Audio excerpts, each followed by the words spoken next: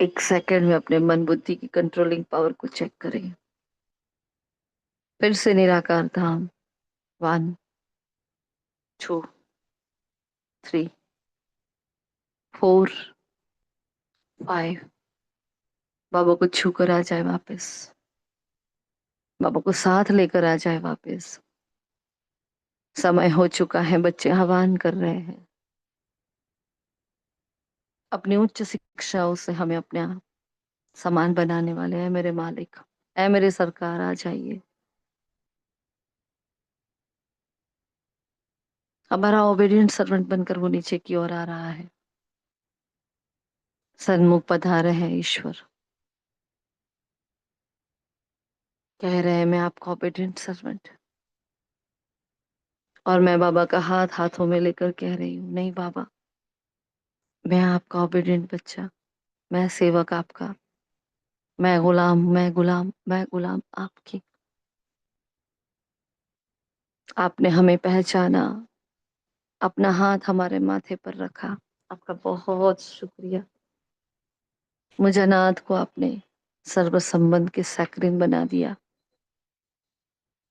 आपने अपना सारा संपूर्ण वर्षा हमें दे दिया। आपका बहुत शुक्रिया। आपकी मेहरबानियों के सामने हर जन्म छोटा है, हर कर्म छोटा है। फिर भी आज इस वक्त अपने स्थूल सूक्ष्म चल अचल सारी धन संपदा आपको अर्पण कर रही। मैं सिर्फ निमित्त हूँ, मैं सिर्फ और सिर्फ माध्यम हूँ, ट्रस्टी हूँ। कराने वाले आप हो, चलाने वाले आप हो। सब कुछ बाबा को अर्पण करें अपने मन बुद्धि से।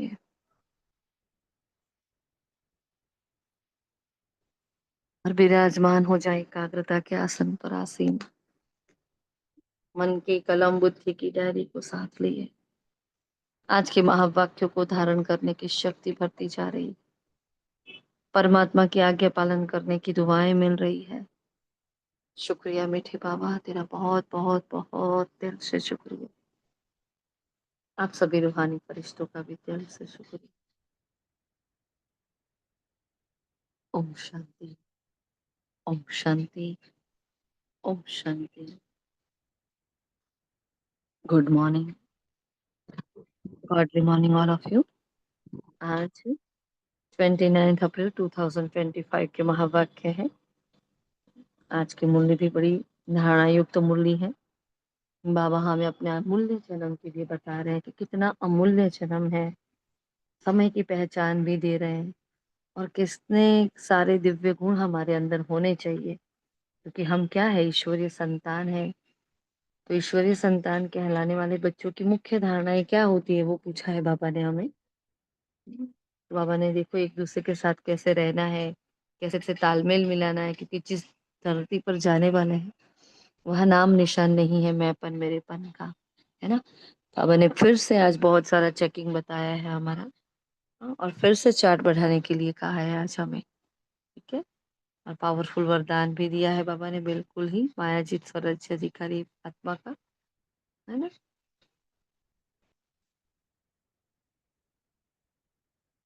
तो देखते हैं आज के महावाक्य क्या कहा है मीठे बाबा ने। बाबा कह रहे हैं, मीठे बच्चे, जो हुकुम मीठे बाबा, यह तुम्हारा बहुत अमूल्य जन्म है। इसी जन्म में तुम्हें मनुष्य से देवता बनने के लिए पावन बनने का पुरुषार्थ करना है। मुरली का सार पूरा, जन्म बहुत अमूल्य है और इसी में क्या करना है, मनुष्य से देवता बनने के लिए पावन बनने का पुरुषार्थ करना है। और पावन बनने की विधि क्या है, कल भी कहा था बाबा ने।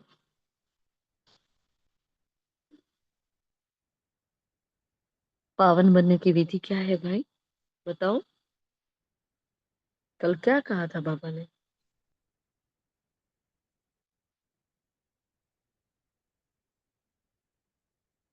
ओम शांति दीदी, बाबा को याद करना। हम्म। और पावन बनने की विधि बताई थी बाबा ने कि बस अपने को आत्मा समझ संपूर्ण देही अभिमानी अवस्था को प्राप्त करो। ये अवस्था बहुत ही पावरफुल है, जिससे हमारी अवस्था एक रस हो जाती है ना। तो बाबा ने क्या कहा, क्या करो, बस अपने को आत्मा समझकर बाप को याद करो तो पावन बन जाएंगे। कल कहा था बाबा ने कि भाई ज्ञान में तीखे हो, लेकिन योग में बहुत कमजोर है बच्चे, तो योग पर पूरा फोकस करना है ना। बाबा ने कल एक बात नहीं बताई थी, ज्ञान से वैसे कहते हैं उच्च पद पाते, लेकिन कल कहा योग से उच्च पद पाते हो, है ना। तो हमें क्या बनना है, पावन बनना है। तो बाबा ने क्वेश्चन किया, ईश्वरीय संतान कहलाने वाले बच्चों की मुख्य धारणा क्या होगी। तो बाबा ने यहाँ एक दो पॉइंट बताए, आप सभी बताए। हम क्या है, ईश्वरीय संतान है, तो हमारी मुख्य धारणा क्या है। सभी पार्टिसिपेट करें, सभी बताएं प्लीज।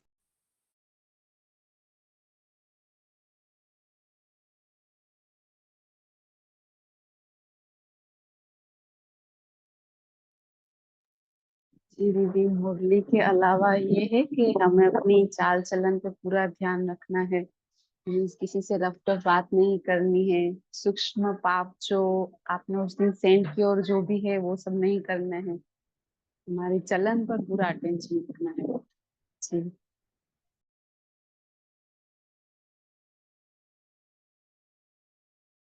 बाबा कहते हैं पवित्रता और याद का अभ्यास बढ़ाने के लिए याद रखना है, तो पावन बन सकते हैं।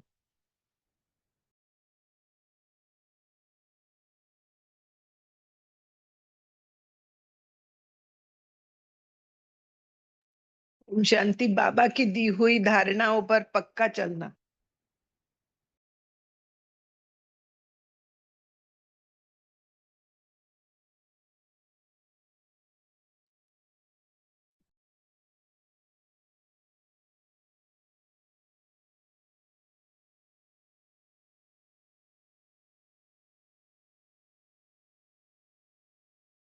बस इतना ही है, बाकी सभी बताएं।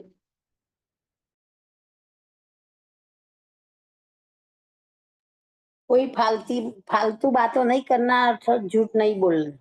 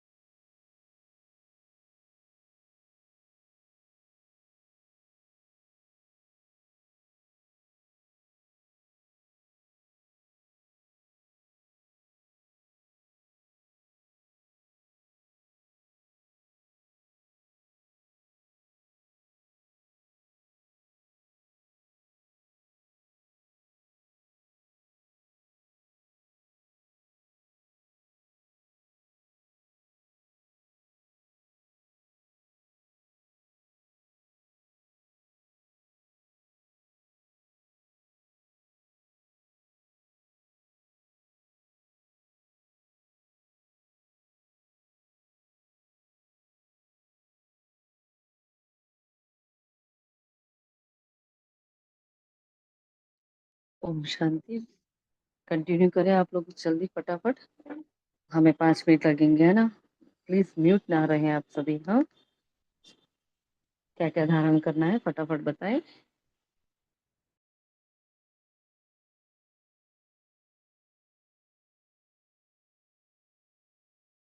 बाबा कहते हैं देह अभिमान से दूर रहना है। ओम शांति।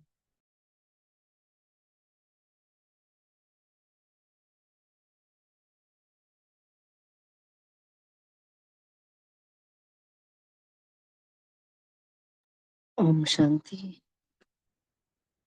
तो बाबा ने कहा देखो, वो आपस में बहुत छेड़छाड़ होकर रहेंगे, कभी लोन पानी नहीं होंगे। हम्म कभी आपस में लड़े झगड़ेंगे नहीं। और क्या क्या करेंगे धारण। जो भी बाबा मुरली में रोज बातें कहते हैं वो धारण करेंगे। झूठ नहीं बोलेंगे, भिखारी नहीं बनेंगे, भिखारी भी नहीं बनेंगे, कभी किसी से मांगे भी नहीं। कितनी सारी धारणाएं, क्या है, क्यों सब म्यूट हो आज। हम्म ऐसा एक आत्मा बोलेगी, वो नहीं बोलेगी तो क्लास आगे नहीं चलेगी क्या। कई बार हमारी भी मजबूरी होती है, हम नहीं बोल पाते हैं, तो आपको क्लास कंटिन्यू रखना है, म्यूट नहीं रहा करो ऐसे सभी। हाँ, इतना अच्छा टॉपिक है, कितनी सारी धारणा होती है हमारी ब्राह्मणों की, फिर भी सब चुप है एक दो पॉइंट बोलकर। हम्म सभी पार्टिसिपेट करो तो क्लास में मजा आता है ना। फिर आगे बाबा कह रहे हैं जो देह अभिमानी मनुष्य है वह उल्टा सुल्टा बोलते लड़ते झगड़ते हैं, है ना। तो अब क्या होगा हमारी धारणा, अभी हम देही अभिमानी, तो हम उल्टा सुल्टा बोलेंगे नहीं, हमें हमें लड़ना झगड़ना नहीं है। तुम बच्चों में वह आदत नहीं हो सकती, यहाँ तुम्हें दैवी गुण धारण करना है, कर्मातीत अवस्था को पाना है। तो बाबा ने पहले बच्चों को कहा, बच्चे देही अभिमानी भव। तो अपने माथे पर बाबा का हाथ अनुभव करें कि बाबा हमें वरदान दे रहा है, मीठे बच्चे देही अभिमानी भव। फील करे कि वो शक्ति बाबा मुझ में भर रहा है देही अभिमानी होने की। हम्म। जो हमारी मेहनत, बाबा कहते हैं ना बच्चों को बहुत मेहनत लगती है, वो मेहनत चली जाएगी जब ऐसे बन जाएंगे। तो अपने को आत्मा समझ, बाप को याद करना, इसी में ही मेहनत है। देह अभिमान नहीं होना चाहिए। कल पूरी मूल्य किस पर चली? पूरी देह अभिमान और देही अभिमानी अवस्था पर चली है ना। बाबा ने कौन से बच्चों की निशाने बताई थी? मूढ़मती बच्चे, देही अभिमानी बच्चे, है ना। बाबा ने कहा जब से रावण राज्य शुरू होता है, अंधेरा मार्ग शुरू होता है, तो देह अभिमानी बन जाते हैं। मनुष्य ब्रह्मा देवताए नमः कहते हैं, तो समझते हैं ब्रह्मा कोई देवता है या ईश्वर है, लेकिन कोई ब्रह्मा देवता या ईश्वर कहला ना सके। तुम, हाँ ब्रह्मा, तुम ब्राह्मण, और वो सब है क्या? वो ब्रह्मा है और तुम सब हो क्या? ब्राह्मण हो। ये जब पवित्र बनते हैं तो भी ब्रह्मा को देवता नहीं कहेंगे, मतलब ब्रह्मा बाबा बिल्कुल भी पवित्र बन जाए, क्योंकि उस वक्त तो बाबा थे साकार तन में, है ना। बाबा ने कहा बिल्कुल ही पवित्र बन जाएंगे, हाँ संपूर्ण बन जाएगी, तो भी वो ईश्वर कहला ना सके, वो देवता नहीं कहला सकते। यह तुम्हारा हीरे जैसा अमूल्य जन्म है, बल कर्म भोग तो होता ही है। तो अब अपने को आत्मा समझ, मुझ बाप को याद करो। ये प्रैक्टिस होगी तो भी कर्म विनाश होंगे। बाबा ने कहा आत्मा ब्राह्मण नहीं है। बाबा ने पहली बार ये वर्ड यूज किया, आत्मा क्या है? आत्मा ब्राह्मण थोड़ी है ना। आत्मा ब्राह्मण नहीं है, जब शरीर के साथ है तभी ब्राह्मण है। फिर वो देवता बनती, फिर शूद्र बनते हैं, है ना। और मैंने कहा सहज योग है ये, सहजते सहज है। कईयों को इसमें डिफिकल्टी भी लगती है, डिफिकल्ट भासता है। बाबा ने कहा घड़ी घड़ी देह अभिमान में आने से बाप को भूल जाते हैं, टाइम लगता है। ऐसा हो न सके कि अभी एक रस हो जाओ। देखो हम चाहते हैं कि हमारी अवस्था एक रस हो जाए, लेकिन बाबा ने क्या कहा, अभी ऐसा नहीं होगा कि आपकी अवस्था एक रस हो जाए। बाप की याद स्थायी ठहर जाए, कर्मातीत बने तो अपवित्र शरीर भी छोड़ना पड़े। अभी स्थायी हो जाएगा तो हम पवित्र बन जाएंगे। पवित्र बन गई आत्मा तो फिर इस अपवित्र तन में रह नहीं पाएगी, उसको छोड़ना पड़ेगा ये शरीर।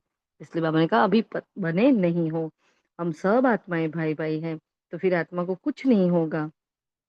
बाबा ने कहा देह अभिमान से ही सारा रोला हुआ है। जब आत्मा भाई भाई की दृष्टि होगी तो कुछ गड़बड़ नहीं होगी, लेकिन देह अभिमान है तो रोला है। पुरानी चीज से, संबंध से नफरत करनी पड़ती है। क्या कहा? नफरत करनी पड़ती है। आए कि ना आए तो कैसे नफरत करेंगे पुरानी दुनिया से, है ना। कोई हमें बहुत प्यार से टैकल कर रहा है, बहुत स्नेह दे रहा है, और बाबा कहते हैं आपके सामने जो भी है सब मरे पड़े हैं, है ना, बेहद का वैराग्य धारण करो। कोई इतना स्नेह दे रहा है, बहुत तन मन धन सब सफल हमारा हो रहा है, कोई हमारे यहाँ कोई कमी नहीं है ना। और बाबा ने कहा यहाँ तो नफरत करनी है, तो कैसे करेंगे? तो बहुत ज्ञान में तीखे और याद में फेल होते हैं। हाँ, तो कैसे नफरत करेंगे? ऐसे कौन सी पॉइंट्स याद करेंगे जिससे बेहद का वैराग्य आए? बताएं।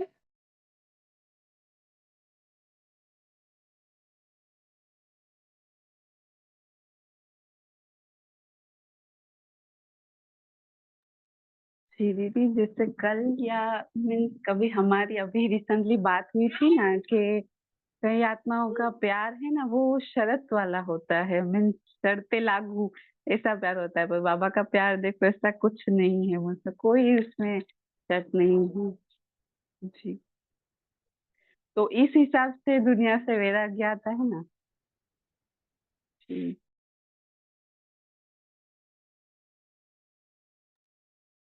और चाहे कोई भी जी दीदी जी संबंध ले ले हम, कोई भी मीन्स रिलेशन ले ले हम अपनी लाइफ में, पर बाबा जितना निस्वार्थ कोई भी रिलेशन नहीं है। जी, चाहे मीन्स मोह है, बच्चा है या कोई भी है, भले सब में हम हमारा मोह रहता है, पर बाबा जितना वो उन्हें प्यार करने वाला कोई भी नहीं होता। जी,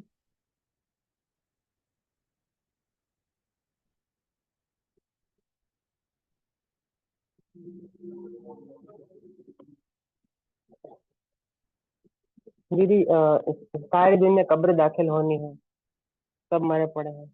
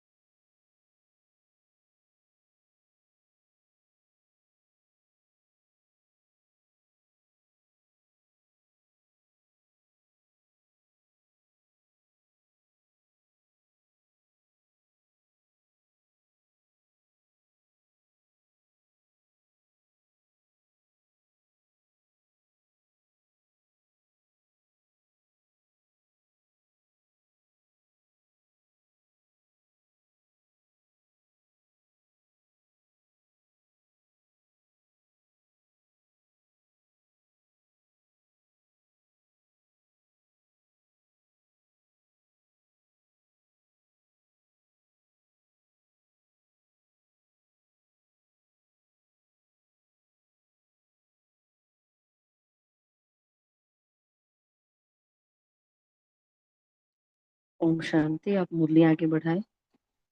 आगे बाबा क्या कहा? हम्म? जो भी कहा है बाबा ने वो आप कंटिन्यू करें।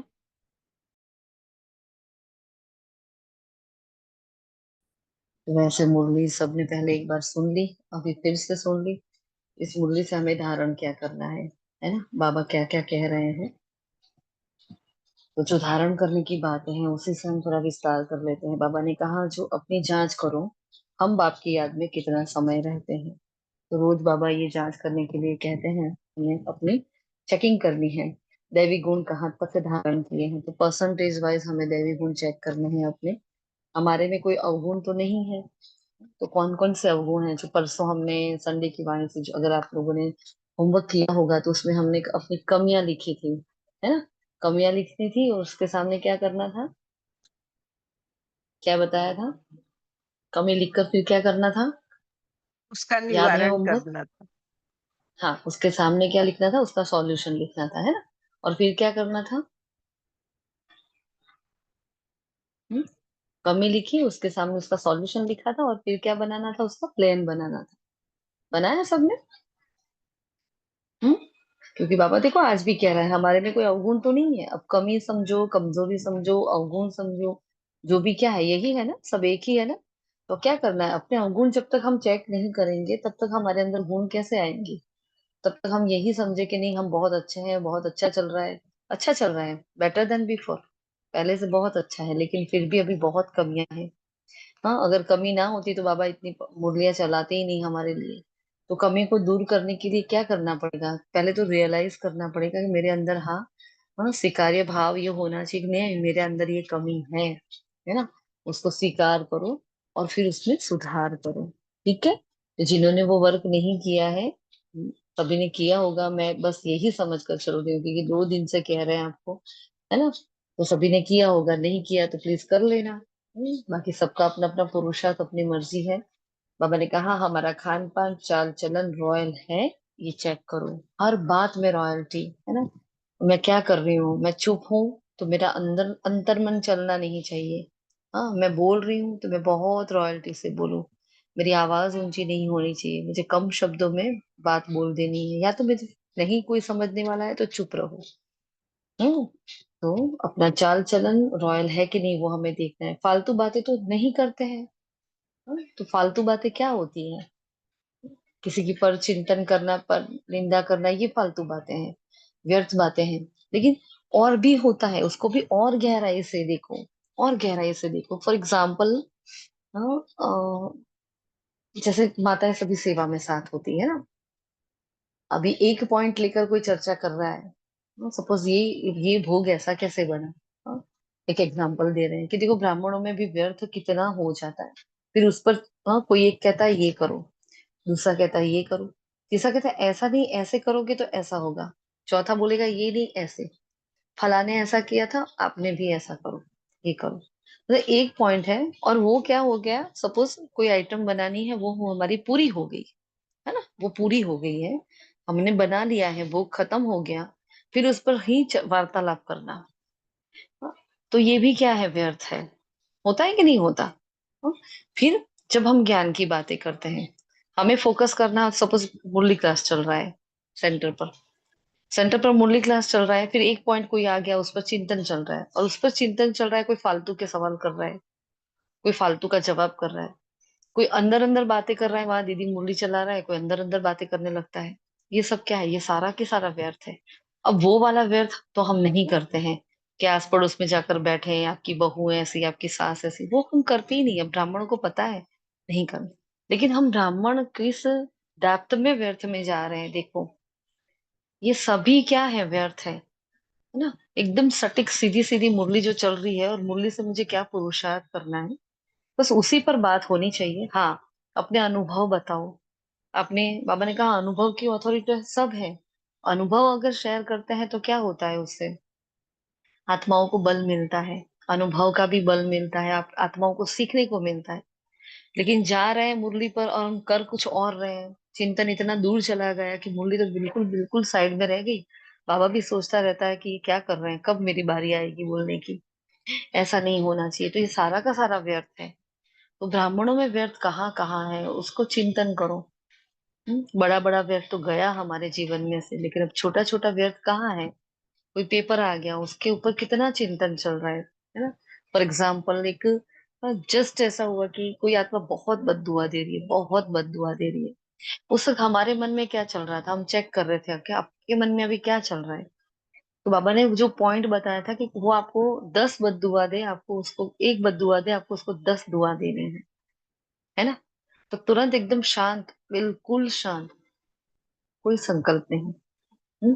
क्योंकि बाबा कहते हैं ना, भक्त चिल्ला रहे हैं, लोग चिल्ला रहे हैं, आत्माएं पुकार रही है, तो क्या है, ये चिल्लाना क्या होगा, यही तो होगा। तो उस वक्त अपने पूजनीय स्वरूप को देखो कि देखो मेरी मूरत कैसे खड़ी है। कोई आकर मेरे सामने रो रहा है, हाँ, कोई मुझे उलाना भी दे रहा है, तू सुनती भी नहीं है, कैसी माँ है तू मेरी।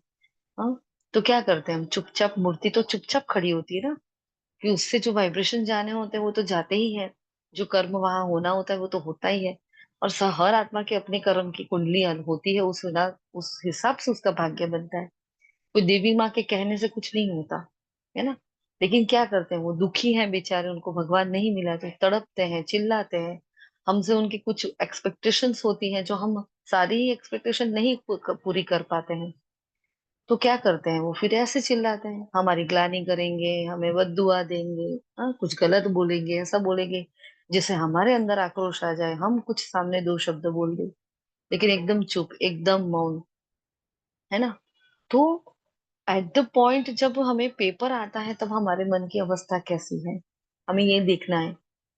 आत्मा ने 10-15 हाँ बद्दुआ कितनी दी, इतनी बद्दुआ दी, इतनी बद्दुआ दी, लेकिन मन शांत कि बस आज बाबा ने बोला है लड़ना झगड़ना नहीं है, चुप रहना है, बस क्षीरखंड होकर रहना है, एकदम शांत। देखा अपनी गलती कहाँ है, हाँ यहाँ गलती है, आगे से ध्यान रखेंगे, बात खत्म, फुल स्टॉप। फिर तो ये ध्यान रखना है हमें अपने ऊपर, कहाँ कहाँ हम व्यर्थ में जा रहे हैं, बहुत अटेंशन की, क्योंकि हमारे जो पेपर्स आते हैं, पेपर तो कुछ मिनट का या कुछ सेकंड्स का ही होते हैं पेपर हमारे। आप देखना, जो बवाल मचता है ना, या कोई आक्रोश होता है, कोई कुछ कहता है, वो ज्यादा लंबा नहीं होता, लेकिन हम उसको सोच सोच सोच कर बहुत लंबा कर लेते हैं, फिर उसको वर्णन भी कर लेते हैं किसी के आगे, है ना। तो सदा ये हमारे दीदी तो कहते हैं, अगर आप किसी के सामने अपनी समस्या वर्णन करते हो, इसका मतलब आपने उसको सहन नहीं किया। एक होता है आप उसको बार बार सबके आगे वर्णन करो, इन्होंने ऐसा किया, इस हमारे जीवन में ऐसा पेपर चल रहा है। और एक होता है कि हम अनुभव की अथॉरिटी बनकर कह रहे हैं कि नहीं, इस पेपर को ऐसा जीता जा रहा है, हम इसको ऐसे जीत सकते हैं, उसमें भी फर्क है। तो अपने आप को चेक करो कि मैं कहाँ कहाँ व्यर्थ में जा रही हूँ। पेपर तो चला गया, लेकिन उसके पीछे का जो पश्चाताप होता है, अगर भूल है तो अंदर से आत्मग्लानि होती है कि नहीं, मैं मुझे ध्यान रखना था, है ना। तो कितनी सारी बातें उसके पीछे, मतलब उसकी बाय प्रोडक्ट बहुत सारी हो जाती है। जैसे बीज एक होता है, उसमें से कितना सारा झाड़ निकल जाता है, तो वो व्यर्थ का झाड़ निकलता है फिर। तो यहाँ जैसे ऑन द स्पॉट बाबा समझा रहा है कि बच्चे यहाँ भी व्यर्थ में नहीं जाओ, फुल स्टॉप, चुप रह जाओ, मेरी एक चुप से सबके 100 सुख है। तो ये ज्ञान याद आना ऑन द स्पॉट, कहाँ से हम व्यर्थ से बच जाते हैं। ठीक है। तो व्यर्थ की गहराई बाबा ने आज बताई कि ये व्यर्थ की गहराई इतनी होती है ना।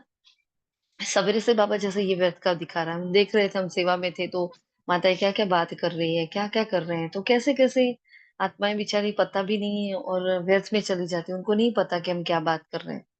जो काम हो चुका है अब वो वापस सुधरने वाला नहीं है, बिगड़ने वाला नहीं है, उसके पीछे इतने चिंतन करने की क्या जरूरत है। लेकिन ये होता है, तो बस अटेंशन, अब और अटेंशन। ठीक है, क्योंकि हमारे यहाँ भी ये पहली बार ये पॉइंट डिस्कस हुई है कि व्यर्थ इतना भी गहराई में होता है। हमें होता है हम तो कहाँ जाते ही नहीं, हमें तो किसी के बारे में हम किसी से बात ही नहीं करते, हम तो सुनते भी नहीं, हम तो किसी को फोन भी नहीं करते, लेकिन ऐसे भी बहुत सारी बातें हो जाती है। ठीक है, फिर बाबा ने आगे कहा, झूठ तो नहीं बोलते हैं। तो ये बहुत, उस दिन भी हमारी बात हुई थी जब बाबा ने बात कही थी कि युक्ति के नाम से ब्राह्मण बहुत झूठ बोल देते हैं। हाँ, बाबा ने कहा युक्ति लगाओ, तो जहां मुझे श्रीमत का पालन करना है तो वहां मैं युक्ति लगाऊं, मैं हर ही बात में युक्ति लगाती हूँ तो वो झूठ है, वो मेरी युक्ति नहीं है। तो वहां मेरा विकर्म का खाता एक का 100 गुना बन रहा है, तो मुझे वहां टेंशन देना पड़ेगा। वैसे तो बड़ा झूठ हम बोलते ही नहीं है।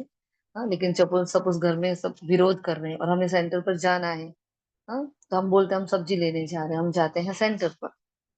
ठीक है, तो वो झूठ है कि युक्ति है, तो वो युक्ति कही जाती है।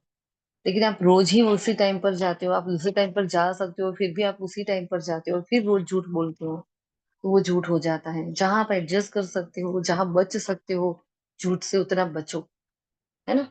और फिर अगर नहीं होता है, कई माताएं, हमारे ग्रुप में भी एक दो माताएं ऐसी मधुबन जाके आए, घर में पता नहीं चले, इतना घर में बंधन, इतना तंग किया जाता, इतना तंग किया जाता था माता को। वो बेचारी मधुबन 5 दिन की भट्टी करके आए, घर वालों को पता ना चले, क्या करे बेचारी। तो ये होती है युक्ति कि भाई हाँ, बच्ची के घर पे जा रही हूँ, बच्ची के घर के नाम बच्चे को बोल देती थी कि मैं जा रही हूँ, है ना, और चली जाती थी मधुबन। वहां उसको कहते हैं युक्ति। लेकिन हर ही बात में हम युक्ति युक्ति करके झूठ ना बोले, इसका हमें अटेंशन देना है। वरदान दिया है बाबा ने, पांचों तत्वों और पांचों विकारों को अपना सेवाधारी बनाने वाले मायाजीत स्वराज्य अधिकारी भव। जैसे सत्युग में विश्व महाराजा व विश्व महारानी की राजे ड्रेस को, हाँ, राजे ड्रेस को क्या करते हैं, पीछे से पकड़ते हैं ना, तो पीछे से दास दासियां उठाते हैं, ऐसे संगम पर आप बच्चे जब मायाजीत स्वराज्य अधिकारी बन टाइटल्स रूपी ड्रेस से सजे सजाए रहेंगे, तो ये पांच तत्व पांच विकार आपके ड्रेस को पीछे से उठाएंगे, क्या करेंगे, टाइटल से सजाए सजाए रहेंगे। सब सजे सजाए मतलब क्या, तो निरंतर हमारे समान में रहेंगे, कोई ना कोई समान जो हम सवेरे ही ले लेते हैं अमृत वेले से, है ना, उस समान में स्थित रहेंगे, तो हमारे मन की अवस्था कैसी होगी, शांत होगी। जब इंसान समान में टिक रहा होता है, या उस स्थिति में स्थित रहा है, तो वो परिस्थिति जो आई है ना, उस पर वो चुप रह सकता है, एटलीस्ट हाँ, हमने अपने ऊपर देखा नहीं, एटलीस्ट हम चुप हैं। हाँ, कुछ भी बोला जा रहा है लेकिन हम एकदम शांत, एकदम चुप है। वो ताकत चाहिए, चुप रहने की भी ताकत चाहिए। बोलने के लिए ताकत नहीं चाहिए होती है, चुप रहने की ताकत चाहिए। इसलिए क्या करो, टाइटल से सदा सजे सजाए रहो। कोई भी आकर कोई भी लीपा पोती कर जाए हमारे ऊपर, ऐसा नहीं होना चाहिए। किसी ने कुछ बोल दिया, किसी ने कुछ बोल दिया और हम उसके इफेक्ट में आ गए, ऐसा नहीं। एकदम अचल और अडोल। अब ने कहा, पांच तत्व पांच विकार आपकी ड्रेस को पीछे से उठाएंगे, अर्थात अधीन होकर चलेंगे। इसके लिए दृढ़ संकल्प की बेल्ट से टाइटल्स की ड्रेस को टाइट करो। भिन्न भिन्न ड्रेस और श्रृंगार के सेट से सज धज कर बाप के साथ रहो, तो यह विकार का व तत्व परिवर्तन हो सहयोगी सेवाधारी हो जाएंगे। है ना? क्या करोगे? टाइटल्स को पकड़ कर रखो, उसको टाइट पकड़ कर रखो, उसको छोड़ दो। छोड़ो नहीं। भगवान कहता है, बच्चे आप मेरे बच्चे हो, मेरे सर के ताज हो। हाँ, और घर में कोई व्यक्ति ऐसे बोल रही है, नहीं आप ये हो, आप तो हमारे जीवन में बंधन हो, आप तो बोझ हो, आप चले क्यों नहीं जाते हो मधुबन, आप यहाँ घर छोड़कर क्यों नहीं चले जाते हो? बहुत सुनना पड़ता है, माताओं को बहुत सुनना पड़ता है ना? लेकिन उस वक्त याद करो कि मैं भगवान के दिल का नूर हूँ, मैं उसके नैनों का नूर हूँ, मैं उसके मस्तक की मणि हूँ, मुझे बहुत प्यार करता है ना? और जिस संबंध से पेपर आ रहा होता है, उस संबंध से बाबा को फिर याद करो, तो फिर वो मन का भार भी नहीं रहेगा, एकदम हल्का हो जाएंगे। स्लोगन है, जिन गुणों व शक्तियों का वर्णन करते हो उनके अनुभव में खो जाओ। अनुभव ही सबसे बड़ी अथॉरिटी है, देखो। और हमारा चार्ट में ये पॉइंट को वापस इंक्लूड करना है, और बाबा ने वापस यही बात बताई ना। हम्म? तो देखो, करण करावन हार बाबा हमारे पास, मतलब कितना बाबा हमें साथ दे रहा है, कितना साथ दे रहा है कि जो बाबा कह रहा है हम एडवांस में वो बातें कर रहे हैं। है ना? तो क्या करना है, रोज किसी ना किसी गुण और शक्ति का अनुभव अमृत वेले से ही हमारे अंदर फिक्स होना चाहिए कि मुझे आज इस गुण और शक्ति पर अभ्यास करना है। या तो एक महीने के लिए ले लो, या तो 15 दिन के लिए लो, या रोज का लो, अलग अलग ले लो, या मनसा सेवा में जो चल रहा है वो ले लो, लेकिन करो। आपका फोकस फिर पूरा दिन उस पर होना चाहिए। सपोज नम्रता का गुण अभी चल रहा है, तो मैं नम्रचित होकर बात कर रही हूँ कि नहीं कर रही हूँ, मैं शांत हूँ कि नहीं हूँ, मैं पोलाइटनेस मेरे में है कि नहीं है, मैं हम्बल हूँ कि नहीं हूँ। मुझे हर बात चेक करनी पड़ती है जब समानता की बात होती है।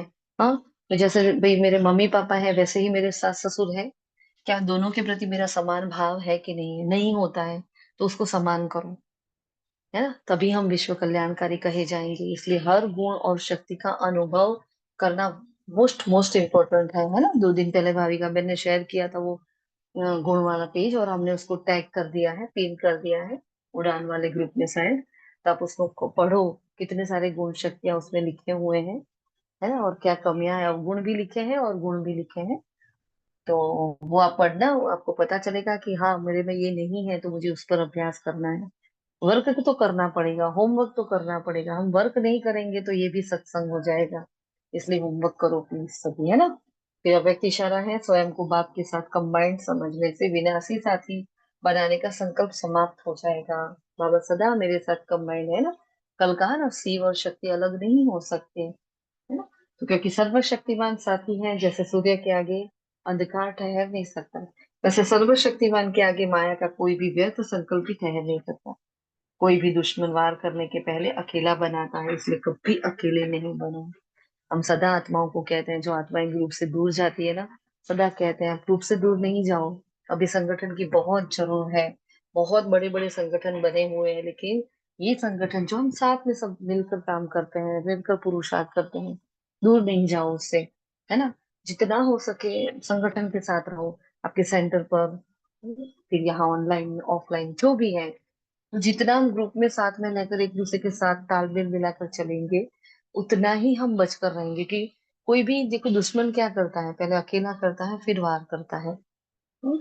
लेकिन संगठन होगा तो वो वार नहीं कर सकता है। तो आप जरा भी कोई ढीला होता है, फॉर एग्जाम्पल अभी हम नहीं ले पा रहे थे ना, मुरली हम बोल नहीं पा रहे थे, तो क्या किया, नीलिमा बहन ने संभाल लिया।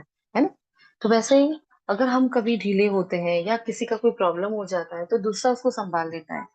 हाँ, सपोज कोई बीमार है, मानसिक बीमार है कोई, या कोई पुरुषार्थ ही नहीं करना चाहता, तो हमारा क्या काम होता है? संगठन के साथ जुड़ने की वजह से उसको जबरदस्ती भी जुड़ना पड़ता है, या वो नियम अनुसार भी जुड़ता है। तो उसका जो नियम का बल, हाँ, जो नियमितता का जो बल भरेगा, उससे और संगठन के बल से वो आत्मा वापिस उस मूड में आ जाएंगे पुरुषार्थ करने के, क्योंकि कोई ना कोई विकर्म का बोझा होता है तो हम पुरुषार्थ नहीं कर पा रहे। जब पुरुषार्थ करने का मन ना करे, जब संगठन में जुड़ने का मन ना करे, समझ लो बहुत खतरनाक माया आपको पकड़ रही है। आपको मुरली अच्छी नहीं लगेगी, आपको संगठन अच्छा नहीं लगेगा, है ना, कुछ अच्छा नहीं लगेगा। ऐसा लगेगा मैं तो न्यारी प्यारी हूं। नहीं है, न्यारा प्यारा होना अलग बात है। न्यारा होना है देह से, देह के भान से, देह की वृत्तियों से। न्यारा परिवार से नहीं होना है ना। और परिवार से न्यारा कैसे? जैसे वो हलवा बन जाता है तो उसमें घी छोड़ देता है। तो सब कुछ करते हुए, सपोज हम ये सेवा कर रहे हैं निमित्त बनकर, हम्म, तो सेवा की खत्म होगी, बाबा आपकी सेवा आप जानो, खत्म। कोई मैंपन नहीं, वो होता है न्यारापन। किसी से दूर हो जाना न्यारापन नहीं है। तो आज ध्यान रखो, जो भी आत्माएं दूर चली गई है, सपोज ग्रुप में पहले आ रही थी और अभी नहीं आ रही और आपके ध्यान में है, आप उसको कॉल करोगे, कॉल करके ये सेवा करोगे। बाबा ने कहा कोई भी दुश्मन वार करने से पहले अकेला बनाता है, इसलिए कभी अकेले नहीं बनो। यहाँ बाबा अपनी बात कर रहा है और हम संगठन की बात कर रहे हैं, हम दोनों ही बात कर रहे हैं। बाबा को सदा साथ रखो। बाबा साथ होगा तो किसी की मजाल नहीं हमें छू भी सके, है ना। और संगठन का बल भी भरो अपने अंदर। ठीक है जी। तो ये थे आज के महावाक्य, बहुत सारे पॉइंट्स जो बहुत अच्छे अंदर है। हाँ, नीलिमा मैंने अभी जो बताए हैं उसमें बहुत अच्छी एक बात जो हमें लग रही है, बहुत अच्छा महावाक्य था ये एक। बाप उन पुरुषार्थी बच्चों की बहुत बहुत महिमा करते हैं जो याद की यात्रा में तीखी दौड़ी लगाने वाले हैं। मुख्य याद की बात, इससे पुराने हिसाब किताब चुकते होते हैं। देखो, याद से ही हिसाब किताब चुकतू हो गए, इसलिए याद को बहुत बढ़ाना है। बाबा ने कहा इसमें। हाँ, कोई कोई बच्चे बाबा को लिखते हैं, बाबा हम इतने घंटे रोज याद करता हूँ। तो बाबा समझते हैं ये बहुत पुरुषार्थी है ना। तो बाबा भी खुश हो जाता है। हम्म? फिर बाबा ने एक बात और बताई थी ना कि अभी आप एक रस नहीं हो सकोगे। एक रस अवस्था अभी नहीं आएगी, कर्मातीत अवस्था हो जाएगी, आत्मा पवित्र हो जाएगी तो तन भी फिर उसका पवित्र मिलेगा। और अपनी जांच करनी है, हमें अनुभव की ऑथोरिटी होकर रहना है। हाँ, निरंतर अपना चेकिंग करना है। और हाँ, जो बाबा ने मेन धारणाएं बताई प्रश्न उत्तर में, हाँ, हमें लून पानी नहीं होना है, खीरखंड नहीं होना है, उल्टा सुल्टा नहीं बोलना है, ये तो है ही। ठीक है, जैसे बाबा ने कहा। हम्म। बस तो ये मुख्य मुख्य पॉइंट अभी लग रहे हैं, और फिर भी हम होमवर्क के टॉपिक में भेजेंगे फिर आपको।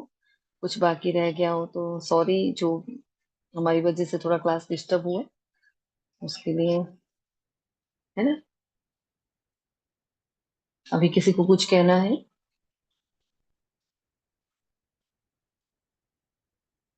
कोई कुछ कहना चाहता है? ठीक है जी। शुक्रिया मीठे बाबा का, शुक्रिया आप सभी फरिश्तों का। ओम शांति, ओम शांति, ओम शांति।